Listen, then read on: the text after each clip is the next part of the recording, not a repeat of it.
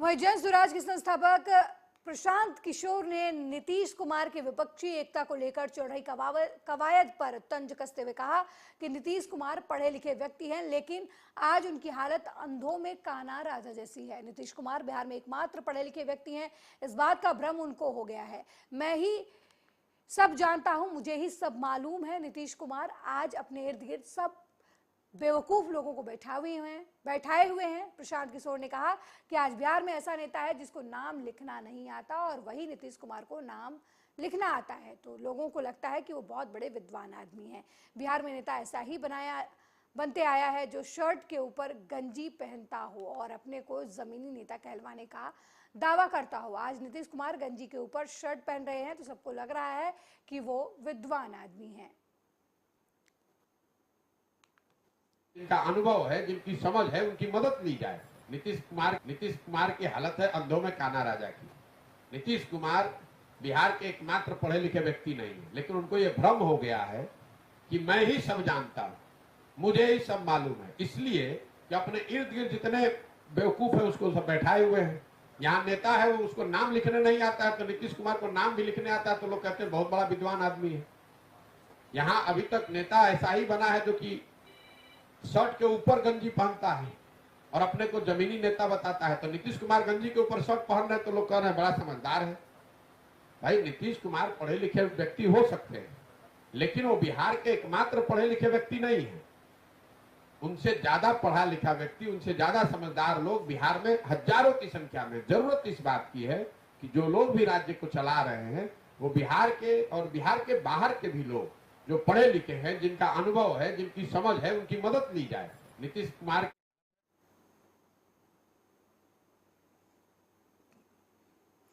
पूरे देश में इन दिनों भीषण गर्मी पड़ रही है। इस गर्मी में लोगों का जीना मुहाल कर दिया है। भीषण गर्मी के प्रकोप से जानवर भी अछूते नहीं है। गर्मी ने जानवरों का जीना मुहाल कर दिया है। ऐसे में छत्तीसगढ़ के भिलाई में स्थित मैत्री बाग जू में जानवरों को गर्मी से बचाने के लिए मैत्री बाग प्रबंधन की तरफ से विशेष इंतजाम किए गए हैं। बता दें कि भीषण गर्मी से जानवरों को बचाने के लिए मैत्री बाग जू प्रबंधन शेर के पिंजरों पर पानी का छिड़काव कर रहा है। वहीं बंदरों को तरबूज और ठंडे फल खिलाए जा रहे हैं। भिलाई के मधोरा में मैत्री बाग जू में सफेद शेर से लेकर सभी जानवर गर्मी से परेशान हैं।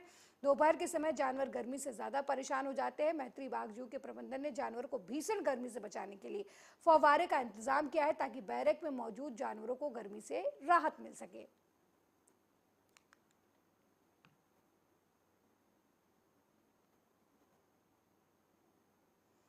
वहीं बालासोर ट्रेन हादसे को लेकर कांग्रेस शुरू से ही मोदी सरकार पर हमलावर रही है और अब एक बार फिर कांग्रेस ने प्रेस कॉन्फ्रेंस कर बीजेपी सरकार को आड़े हाथों लिया है।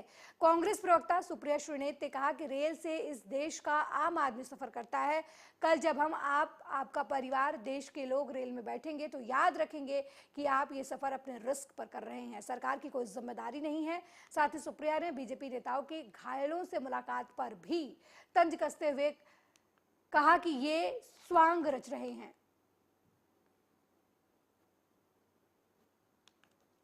मेरे कुछ सवाल है। आप सीबीआई से नहीं, आप एनआईए से, किसी से भी जांच करा लीजिए, लेकिन क्या अब सीबीआई ढूंढेगी कि मरम्मत और नए ट्रैक के बजट को 2018-19 से घटाकर 2020 तक 7,400 करोड़ का क्यों कर दिया गया?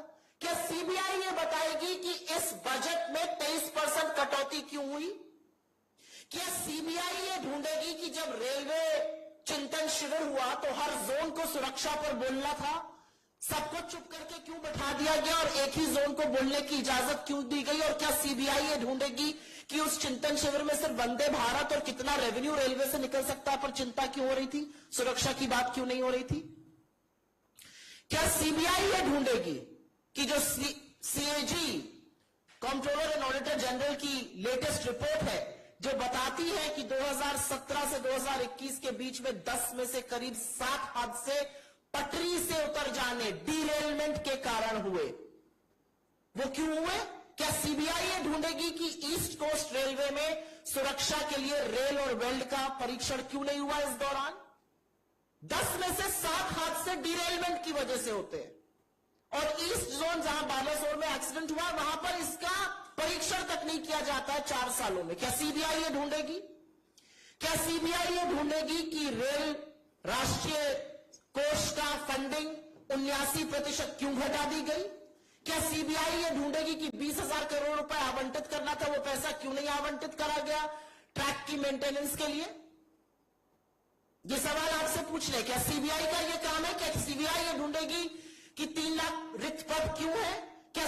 और एक ये भी सच है, दुख के साथ कहना पड़ता है कि जब मंत्री या प्रधानमंत्री वहां जाते हैं तो ऐसा स्वांग रचा जाता है जैसे भगवान अवतरित हो गए हो। अरे उनका काम है, चुने हुए प्रधानमंत्री है, रेल मंत्री है, अगर वो जहां पर 300 लोगों की मौत हो गई करीब करीब उस हादसे की जगह पर नहीं जाएंगे तो क्या करेंगे? ये अलग बात है कि वहां कूलर लगा हुआ है, ये अलग बात है कि शव गाजर मूली की तरह डंपर में फेंके जा रहे हैं और उनके लिए तोसक तकिया लगाकर इंतजाम किया गया है। ये अलग बात है कि रेल मंत्री के फोन पर 7 बजे शाम दिख रहा है, हमारे मीडिया के कुछ साथी उसको 11:30 बजे उनको जमीन पर तैनात दिखा रहे हैं। तो चुनी हुई सरकार को जब जब कटघरे में आप खड़ा करते हैं तो हमेशा ध्यान भटकाया जाता है। और इसीलिए हम सिर्फ और सिर्फ एक बात कह रहे हैं कि जांच जो है वो टेक्निकल एक्सपर्टीज के जो लोग हैं उनसे कराई जानी चाहिए और जवाबदेही तय होनी पड़ेगी कि क्यों नहीं ट्रैक मेंटेन किए जा रहे हैं, क्यों भारतीय रेलवे जो करीब 2 करोड़ 20 लाख लोगों को रोज अपने गंतव्य पे पहुंचाता है, आज लोगों को रेलगाड़ी में बैठने से डर लग रहा है। सवाल आज ये है कि क्या सीबीआई और एनआईए जैसी एजेंसीज वाकई में कुछ कर पाएंगी? क्योंकि मैं आपके सामने ये बताना चाहती हूं कि 2016 में कानपुर में एक बड़ा रेल हादसा हुआ था, इसको भी आतंकी साजिश बताया गया था। एनआईए को केस सौंपा गया, रेल मंत्रालय ने चिट्ठी लिखी होम मिनिस्ट्री को, एनआईए को केस सौंपा गया। कानपुर के रेल हादसे की बात कर रही हूं, 152 लोगों की मौत हुई थी। 2017 में कुनेरू आंध्र प्रदेश में रेल डिरेलमेंट हुआ, बड़ा हादसा हुआ, 40 लोगों की मौत हुई। तुरंत बजाय जिम्मेदारी तय करने के, जवाबदेही तय करने के, जांच एनआईए को, नेशनल इन्वेस्टिगेटिव एजेंसी को सौंप दी गई। 7 साल हो गए हादसे के और आज एनआईए एक तय हो कि यह साजिश थी और सरकार की और सिस्टम की विफलता के कारण ये एक्सीडेंट नहीं हुए थे। 7 साल बाद भी चार्जशीट दायर नहीं हुई है। मतलब करीब करीब 200 लोगों की मौत रेलवे ट्रैक पर डिरेलमेंट से हो गई, उसका जिम्मेदार कौन है ये नहीं पता है।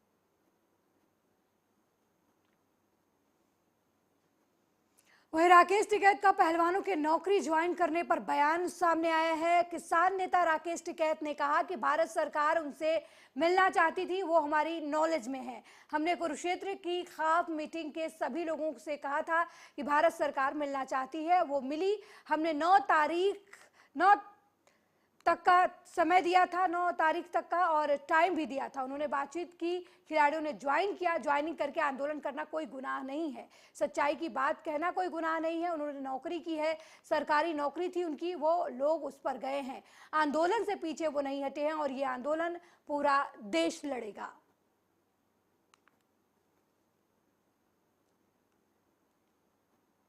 और नौकरी पे जाना कौन सा अपराध है?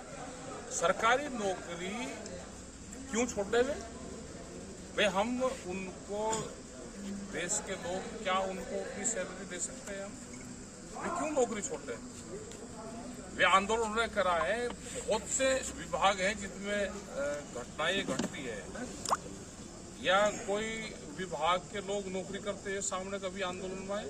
लेकिन तो बड़ी हिम्मत की बात है कि नौकरी करते हुए अपनी नौकरी दांव पर लगाकर इन्होंने आंदोलन किया।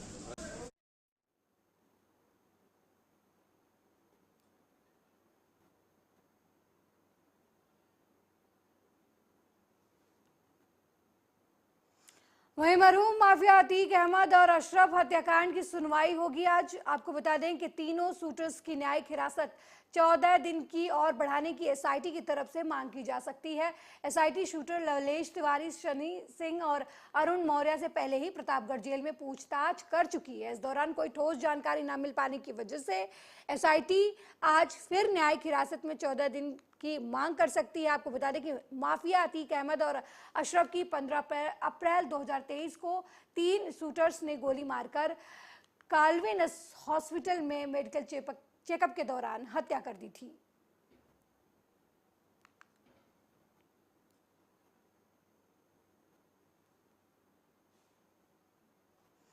वहीं किसानों को लेकर एक बार फिर सरकार के तरफ से मोर्चा खोल दिया गया है। इस बार दीपेंद्र सिंह हुड्डा ने सरकार की किसान विरोधी सरकार पर बात उठाई है। उनका कहना है कि ये साफ हो चुका है कि ये सरकार न किसान की है, न जवान की और न ही पहलवान की। ये सरकार सिर्फ धनवान की है।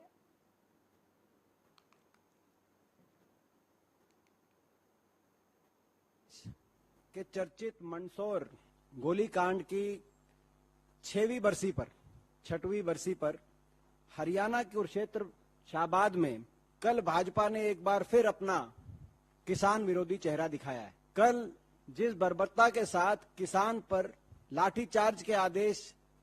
लाठीचार्ज हुआ, सरकार ने लाठीचार्ज के आदेश किए। बहुत से किसान जख्मी हैं, सीरियस हैं। 10 किसान एडमिट है अस्पताल में। बहुत से किसानों को हिरासत में लेकर अभी भी लिया हुआ है सरकार द्वारा। उससे कहीं ना कहीं ब्रिटिश साम्राज्य की क्रूरता भी याद आ गई है। ये स्पष्ट हो चुका है कि ये सरकार ना किसान की है, ना जवान की है, ना पहलवान की है। ये किसान है तो केवल धनवान की। नारा था इस देश का नारा, जो इस देश के गांव-गांव, देश के खेत गलियारे में गूंज जिसकी उठती थी। लाल बहादुर शास्त्री जी द्वारा दिया गया नारा, जय जवान जय किसान।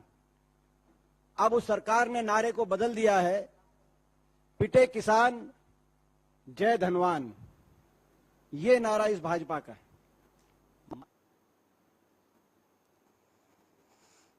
वहीं आदि शक्ति मां विंध्यवासिनी देवी धाम में पूजा की आड़ में महिला के साथ पंडा ने अश्लीलता की। पुरानी वीआईपी स्थित गेस्ट हाउस में राज मिश्रा पंडा के ऊपर अश्लीलता करने का आरोप है। मिली जानकारी के मुताबिक अलीगढ़ से दर्शन पूजन के लिए एक परिवार आया था, जहां परिवार की बहू के साथ पंडा ने अश्लील हरकत की। वहीं इस मामले में पीड़ित परिवार विंध्याचल थाने पहुंचा और पंडा के खिलाफ शिकायत की, लेकिन पुलिस पर आरोप लग रहा है कि पुलिस मामले में एक्शन लेने की बजाय मामले की लीपापोती करने में लगी है। बेटा पुत्र वधू के साथ दर्शन करने आए। हमने तीनों देवियों के दर्शन किए। राज मिश्रा चूंकि पहले एक बार दर्शन करने आए थे, मुलाकात हो गई थी, परिचित थे, तो इन्होंने वो थे नहीं उस समय। वहीं हमने सामान रखा, राज मिश्रा आ गए तो बोले भाई साहब बढ़िया आए, दर्शन किए। मैंने हाँ हो गए, तो मैं पूजा कराऊंगा भाभी जी की। मैंने करा दे। बोले यहाँ हल्ला गुल्ला है, यहाँ बराबर में कमरे में करा दूँ। तो मैंने करा दूँ। कमरे में ले गए तो वाइफ को 2 मिनट में उन्होंने निकाल दिया। फिर बोले बहू की करा दूँ। तो मैंने इतना सिंपैथी दे रहा है तो मैंने कहा भैया बहू की सिंपैथी, तो बहू को ले गया। इतनी देर में बहू को 1 मिनट में इसने लॉक लगाया। बहुत चीखी, पापा खोलो। तो हमने क्या बात है, ये छेड़ रहा है मुझे। और यार तुम्हें शर्म आनी चाहिए, तो मंदिर में बैठे हो, मंदिर के पुजारी हो, छेड़ रहे हो भाई।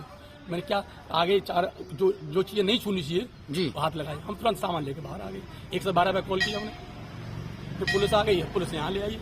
हमारी रात को ट्रेन है यहाँ से। क्या आप चाहते हैं? इनके खिलाफ कार्रवाई हो, जेल जाए। वो गुनेगार है भाई। क्या नाम है बहू का? बहू का रूबी शर्मा, पत्नी आदेश Sharma.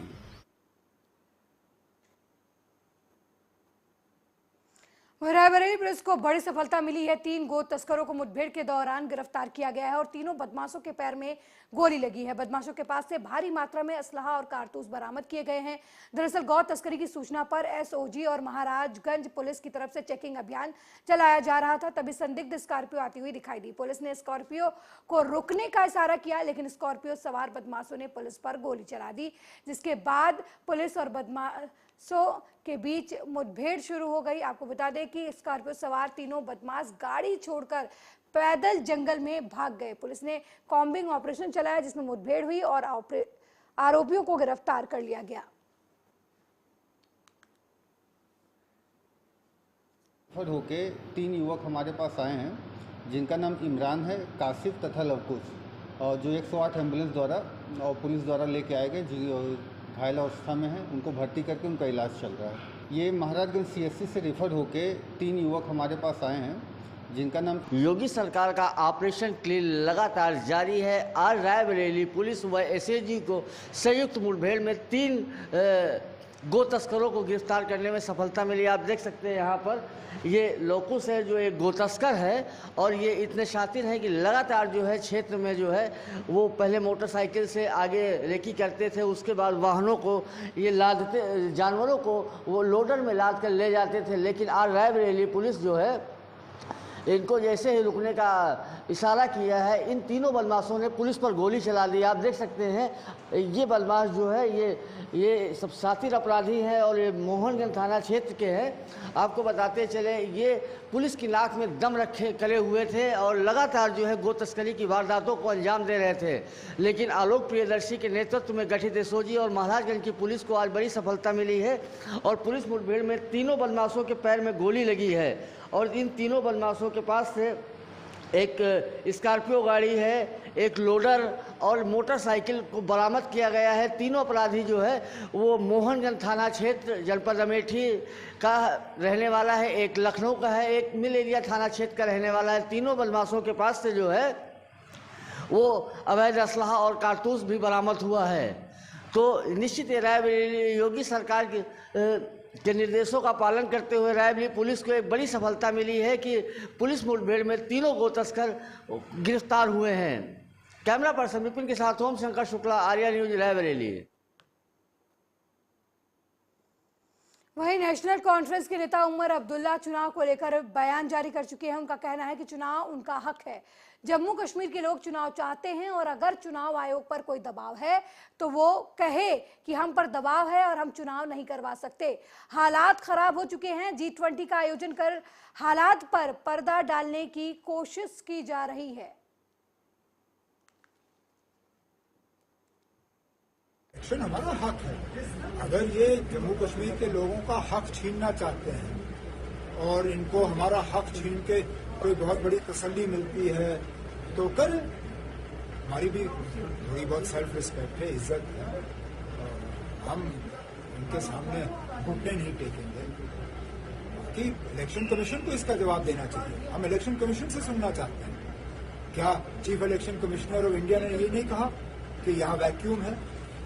He said that there is a vacuum, that vacuum needs to be filled. अगर चीफ इलेक्शन कमीशन को उस वक्त वैक्यूम नजर आया तो वो वैक्यूम क्यों नहीं भर रहे? क्या मजबूरी है? क्या प्रेशर है इलेक्शन कमीशन ऑफ इंडिया पे कि वो इलेक्शन यहाँ डिले करा रहे हैं? इलेक्शन कमीशन ऑफ इंडिया जरा हिम्मत से कहें हमारे ऊपर प्रेशर, हम इलेक्शन करा नहीं सकते। क्योंकि एक तरफ से तो आप कहते हो वैक्यूम है, दूसरी तरफ से आप उस वैक्यूम को फिल करने के लिए तैयार नहीं हो। कहीं ना कहीं तो दाल में कुछ काला नजर आ रहा है। सर, हालात को देखते हुए कल भी जनरल ने कहा, जोसेफ वीरपुर ने कहा कि अभी ऐसे हालात नहीं है कि यहाँ से मिलिट्री की जो है कमी की जाए। एक तरह से गवर्नमेंट बोल रही है कि हालात बिल्कुल ठीक है, G20 कराया। हम खुद कहते हैं हालात ठीक नहीं है, जनरल साहब भी कह रहे हैं हालात ठीक नहीं, हम भी कह रहे हैं ना आपके हालात बिगड़ गए हैं। ऐसे ऐसे इलाकों में आज आपको मिलिटेंसी नजर आ रही है जिन इलाकों को मिलिटेंसी से बिल्कुल साफ कर दिया गया था। बहुत मतलब आप देखिए किस तरह इनके लोग जो है सिक्योरिटी मांग रहे हैं गवर्नमेंट से, क्योंकि इनको डर है। हालात जनरल साहब ने सही कहा, हालात ठीक नहीं है। ये लोग हालात के ऊपर एक पर्दा डालने की कोशिश कर रहे हैं G20 करा के, लेकिन असलियत हम यहाँ के रहने वाले असलियत जानते हैं ना। G20 वालों के लिए तो आपने रास्ते साफ कर दिए, यहाँ रहने वाले लोग समझते हैं ना ट्रैफिक का क्या हाल है आजकल। एक जगह से दूसरी जगह पहुंचना जहां हमें 5 मिनट लगते थे आज हमें 40 मिनट लगते हैं। लोग रो रहे हैं, बच्चे टाइम पे स्कूल नहीं पहुंच पाते, मुलाजिम टाइम पे दफ्तर नहीं पहुंच पाता, मरीज एम्बुलेंस में दम तोड़ जाता है क्योंकि ट्रैफिक का हाल खराब है। वह भारतीय किसान यूनियन के राष्ट्रीय प्रवक्ता चौधरी राकेश टिकैत ने पहलवानों के समर्थन में आवाज उठाई है। किसानों के लिए कहा है कि कुरुक्षेत्र में धरना दे रहे किसानों पर हरियाणा पुलिस के द्वारा बल प्रयोग करना निंदनीय है। गिरफ्तार किए गए किसानों और किसान नेताओं को तत्काल रिहा किया जाना चाहिए। अगर ऐसा नहीं किया गया तो हम आंदोलन करेंगे। तो भारत सरकार से जो खेल कमेटी है उनकी बात हुई है, वो बात चली है उनकी, और उन्होंने ये कहा है कि हम बड़े आंदोलन की कॉल देंगे और जब हम बुलाएं, जब सब लोग उसी पे ही आना, तो जगह भी हम बताएंगे कहाँ मीटिंग होगी और क्या उसमें करना है। कुछ खिलाड़ियों ने अपना समर्थन वापस लिया। नहीं, समर्थन वापसी नहीं लिया, वे अपनी ड्यूटी पे गए हैं और ड्यूटी पे जाके भी आंदोलन कर सकते हैं, अपनी बात रख सकते हैं। तो ये हुआ है, छुट्टी से भी अपनी ड्यूटी पे गए, छुट्टी काट के। लेकिन सच कहना, कोई ड्यूटी पे जाएगा कोई गुनाह नहीं है। तो आंदोलन आपका भी जारी रहेगा? भी आंदोलन तो जारी है भाई, चार्जशीट उसकी जाए, केस चले, गिरफ्तारी हो, ये हमारी डिमांड पहले से ही है, आज भी हमारी डिमांड है। और आज भी ये है कि दिल्ली पुलिस वहां पे गई हुई है। कई दिन से कुरुक्षेत्र की मीटिंग, कल की मीटिंग, होम मिनिस्ट्री से जो पहलवान है वे हमारे सारे मिले, क्योंकि जो कुरुक्षेत्र में तय हुआ था, ये यही तय हुआ था कि 9 तारीख तक सरकार इनसे बातचीत शुरू करे। तो सरकार ने बातचीत शुरू करी है। और कल की मीटिंग में जो हरियाणा में मीटिंग हुई थी, उसमें जो पहलवान हमारे बजरंग पूनिया, उन्हें ये कहा कि आगे का अभी कोई डिसीजन नहीं लेना है, और जब वे डिसीजन कोई लेंगे, कोई पंचायत बुलाएंगे, उस टाइम पे हम सब इकट्ठे होंगे, जाएंगे। तो जो 9 तारीख का प्रोग्राम था, कुछ लोगों से बातचीत हुई तो उन्होंने कहा कि 9 तारीख का प्रोग्राम भी स्थगित हम करें, क्योंकि भारत सरकार से उनकी कोई बातचीत चल रही है। तो हमें यह है उम्मीद कि भारत सरकार से जो हमारे पहलवान हैं, जो हमारी खेल कमेटी है, वो बातचीत सिरे चढ़े। अभी 9 तारीख का प्रोग्राम स्थगित रहेगा और आगे जो भी खेल कमेटी कोई प्रोग्राम करेगी, बुलवाएगी, उसमें 9 तारीख के बाद में हम अपना डिसीजन लेंगे। सब लोग, आप सब अपना गांव में उसमें तैयारियां करते रहें, अपनी छोटी छोटी बड़ी मीटिंगें करते रहें, चर्चाएं करते रहें, क्योंकि बहुत खबरें कल और आज चली है।